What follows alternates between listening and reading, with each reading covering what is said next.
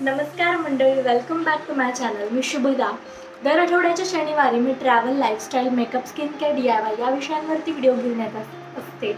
जर तुम्हाला या विषयांमध्ये इंटरेस्ट असेल तर माझे चॅनल नक्की सबस्क्राईब करा आणि बेल आयकॉन प्रेस करायला अजिबात विसरू नका, जेणेकरून मी कधी व्हिडिओ अपलोड केला आहे त्याचं नोटिफिकेशन. आज मी ज्या विषयावरती बोलणार आहे तो सगळ्यात महत्त्वाचा टॉपिक आहे आणि मलाही आत्ता येत्या 4-5 महिन्यातच त्याचं महत्त्व कळालं. ते म्हणजे सनस्क्रीन. आणि ते सगळं मी तुमच्यासोबत शेअर करावं असं मला वाटलं, म्हणून हा व्हिडिओ मी आवर्जून बनवते आहे. खरं तर उन्हाळा संपत आला आहे, बट नो मॅटर, उन्हाळा असो, पावसाळा असो, हिवाळा असो, ती गोष्ट तुम्ही वापरलीच पाहिजे. आजच्या व्हिडिओचा टॉपिक आहे सनस्क्रीन. अतिशय महत्त्वाची गोष्ट आहे जी तुम्ही रोज सकाळी मॉइश्चरायझर नंतर वापरली पाहिजे, जेणेकरून सूर्याच्या प्रखर किरणांपासून तुमची त्वचा वाचली जाते. सूर्याच्या प्रखर किरणांपासून होणारी तुमची टॅनिंग नाही होत. याकरता सनस्क्रीन ही अतिशय महत्त्वाची गोष्ट आहे. सनस्क्रीन कशी वापरायची, त्यानंतर तुमच्या त्वचेच्या पोतप्रमाणे सनस्क्रीन कोणती वापरली पाहिजे, तर याबद्दलची माहिती जाणून घेण्यासाठी व्हिडिओ शेवटपर्यंत. आणि सर्वप्रथम सनस्क्रीनचे 2 प्रकार असतात. पहिला प्रकार आहे मिनरल बेस्ड सनस्क्रीन आणि दुसरा प्रकार आहे केमिकल सनस्क्रीन. मिनरल बेस्ड सनस्क्रीनलाच सनब्लॉक असेही म्हटलं जातं आणि केमिकल बेस्ड सनस्क्रीन हे केमिकलने बनलेले असतात, म्हणून त्याचं नाव पडले केमिकल बेस्ड सनस्क्रीन. तर मिनरल बेस्ड आणि केमिकल बेस्ड सनस्क्रीनमध्ये काय फरक आहे, तर मिनरल बेस्ड सनस्क्रीनमध्ये झिंक ऑक्साईड आणि टिटॅनियम ऑक्साईड हे मिनरल्स वापरले जातात आणि केमिकल बेस्ड सनस्क्रीनमध्ये सिलिकॉन्स वापरले जातात. तर मिनरल बेस्ड सनस्क्रीन तुम्ही यूज करायला पाहिजे की chemical based sunscreen. Next topic आहे मिनरल बेस्ड सनस्क्रीन. हे तुम्हाला त्वचेला खूप आधी लावून ठेवावे लागत नाही. ते तुम्ही लावून मॉइश्चरायझर नंतर म्हणजे तुमचं daily skin care routine follow करून cleansing, then toner, then serum, then moisturiser and then sunscreen, हे सगळं तुमचं स्किन केअर रुटीन तुम्ही फॉलो केल्यानंतर सनस्क्रीन लावूनच घराबाहेर लगेच पडता येतं, जेव्हा ते मिनरल बेस्ड सनस्क्रीन असेल. पण केमिकल बेस्ड सनस्क्रीन हे तुम्हाला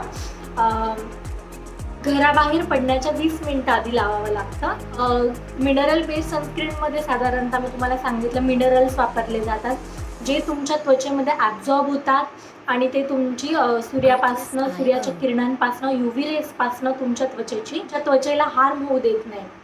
तर आणि केमिकल बेस्ड सनस्क्रीन हे 20 मिनिटं आधी लावून तुम्हाला घराबाहेर पडता येतं. दोन्हीही तुम्हाला सूर्यापासून प्रोटेक्शनच देतात. पण कधी कोणतं सनस्क्रीन वापरायचं तर ते मी तुम्हाला सांगते. डेली बेसिसवरती मूळतः तुम्ही मिनरल बेस्ड सनस्क्रीन वापरलं पाहिजे.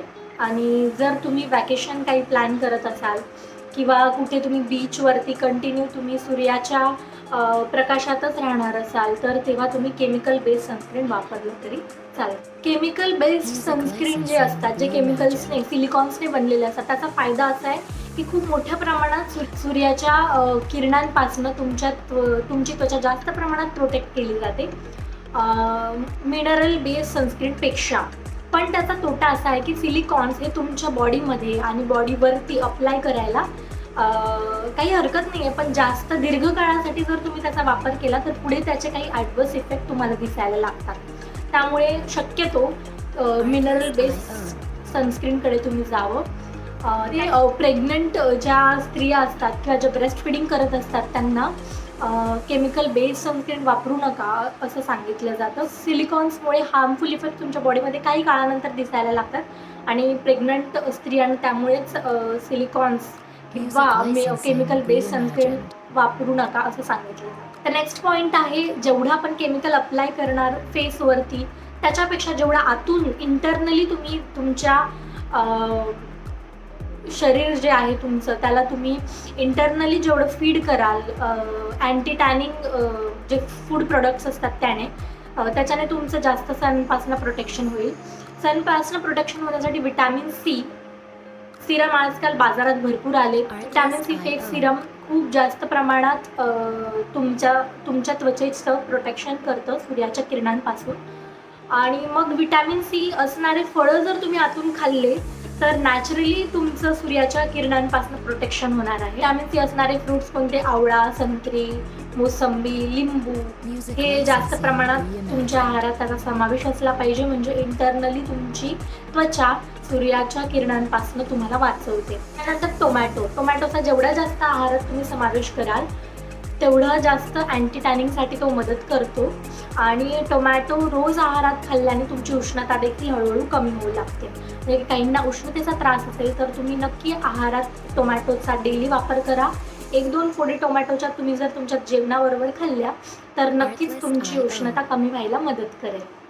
नेक्स्ट पॉईंट आहे स्वतःच्या पोतप्रमाणे, चेहऱ्याप्रमाणे सनस्क्रीन कसे निवडायचे. म्हणजे ड्राय स्किन असेल त्यांनी कोणते सनस्क्रीन वापरावे, ऑइली स्किन असेल त्यांनी, आणि ऑइली अँड सेन्सिटिव्ह किंवा ड्राय अँड सेन्सिटिव्ह स्किन असेल त्यांनी कोणते सनस्क्रीन वापरावे. तर खूप सारे यूट्यूबर्स, खूप सारे कंटेंट क्रिएटर्स सांगतात की हे सनस्क्रीन वापरा, हे सनस्क्रीन वापरा, ते वापरा. असं मी तुम्हाला काहीही सजेस्ट करणार नाही आहे. का तर काही माझ्या आवडीचे फेवरेट्स मी तुम्हाला डिस्क्रिप्शनमध्ये त्याची लिंक देईल. पण स्वतःच्या चेहऱ्याला, स्वतःच्या स्किनच्या पोतप्रमाणे कोणतं सनस्क्रीन आपल्याला सूट करते हे आपण स्वतःच ठरवू शकतो. कारण समोरच्याला जे सनस्क्रीन सूट होतं ते आपल्याला होतच असं नाही. त्यामुळे प्रत्येकाने पहिल्यांदा तर तुमचा स्किनचा पोत ओळखा, प्रकार ओळखा कोणता आहे, ड्राय आहे, ऑइली आहे, सेन्सिटिव्ह आहे, हे तर प्रत्येकालाच माहीत असतं. काही जरी लावलं की लगेच त्वचाला फोड येते, ती सेन्सिटिव्ह त्वचा असते. ड्राय म्हणजे अतिशय कोरडी असते, काहीच लावलं नाही तर ती कोरडी अशी ओढली जात असते त्वचा. ऑइली स्किन अशी असते जी चकाकते परंतु ती तेलकट असते. तर काही प्रोडक्ट्स लावताना काही काळाने ते असे मेल्ट व्हायला लागतात. ह्या 3 स्किन प्रकारानुसार तुम्ही तुमचं सनस्क्रीन स्वतः निवडा. माझे ड्राय स्किन आहे त्यामुळे मी मिनरल बेस्डमध्ये विटजर्म ऑइल नावाचं एक सनस्क्रीन आहे ते यूज करते. डॉक्टर रेड्डीचं मी एका मेडिकल स्टोअरमधनं घेतलेलं. खूप छान त्वचेला मॉइश्चरायझरही करतं. मी कधी कधी मॉइश्चरायझर स्किप करून ते सनस्क्रीनसुद्धा यूज करते. त्याची लिंकही मी डिस्क्रिप्शनमध्ये देते, तुम्ही घेऊन बघा.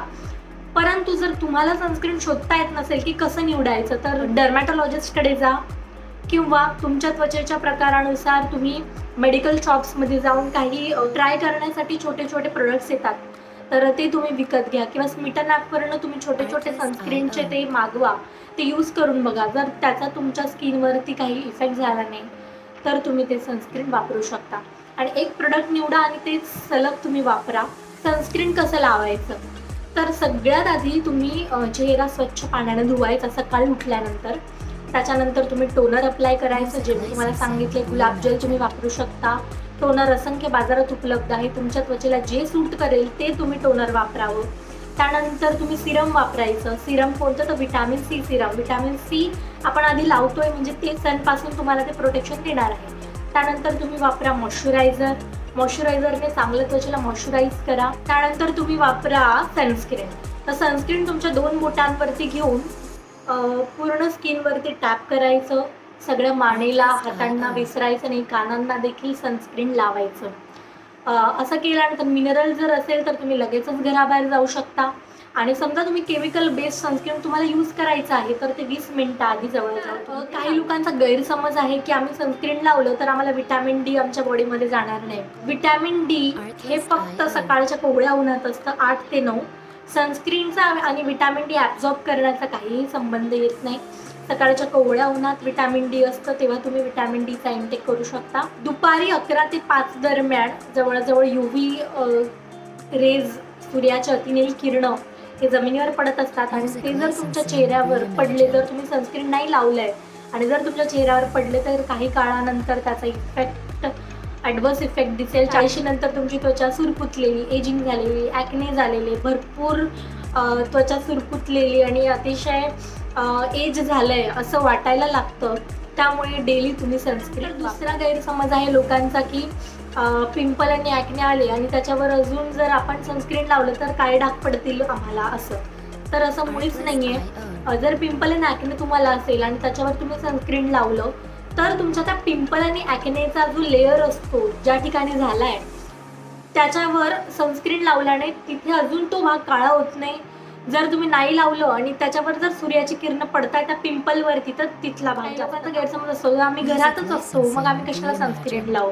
घरात असो, घराच्या बाहेर असो, उन्हाळा असो, पावसाळा असो, हिवाळा असो, एव्हरी डे तुम्ही सनस्क्रीन वापरा. नक्कीच काही दिवसांनी तुमच्या स्किनमध्ये तुम्हाला एक ग्लो, एक इफेक्ट यायला दिसेल. 4-5 महिन्यांपासून मी सनस्क्रीन यूज करायला लागली आणि अतिशय छान इफेक्ट दिसतोय माझ्या स्किनमध्ये.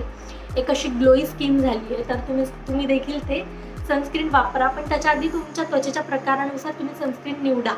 स्वतः केलं पाहिजे. हे का कोणी कंटेंट क्रिएटर सांगते त्याच्या स्किनवरती ते प्रोडक्ट्स किंवा ते जे सनस्क्रीन ते लोक वापरतात ते सूट करतं असं नाही.